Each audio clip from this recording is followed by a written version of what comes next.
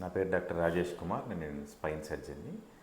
సహజంగా వెన్నునొప్పి వచ్చినప్పుడు ఎవరైనా స్పైన్ డాక్టర్ దగ్గరికి వెళ్ళినప్పుడు ఫస్ట్ ఎక్కువగా చెప్పే ఎంఆర్ఐ తీసిన తర్వాత ఎక్కువగా చెప్పే ఇది ప్రాబ్లమ్స్ ఏంటంటే డిస్క్ ప్రాబ్లమ్స్ ఉన్నాయని చెప్తుంటారు డాక్టర్స్. మన దగ్గరికి రెగ్యులర్గా వచ్చే పేషెంట్స్ కూడా డిస్క్ ప్రాబ్లమ్స్ వచ్చినప్పుడు స్పైన్ సర్జరీ అవసరమా లేదా అని ఎక్కువ మంది అడుగుతూ ఉంటారు.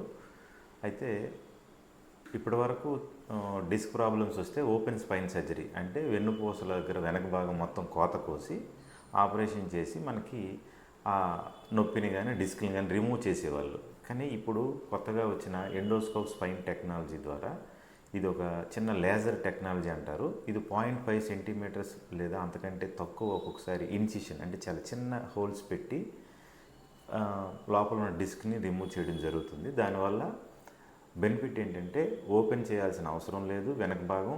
అలాగే ఈరోజు ఆపరేషన్ చేస్తే అదే రోజు నడిచి ఇంటికి వెళ్ళిపోయేటంతటి వెసులుబాటు ఉన్న కొత్త టెక్నాలజీయే ఎండోస్కోప్ స్పైన్ సర్జరీ. మీరు ఇంతకుముందు వినే ఉంటారు సహజంగా లాప్రోస్కోప్ అని, ఎండోస్కోప్ అని. ఇవన్నీ కూడా చాలా చిన్న హోల్స్తో చేస్తారు. అది ఇప్పుడు స్పైన్ సర్జరీలో ఇంట్రడ్యూస్ చేశారు రీసెంట్ డేస్లోనే.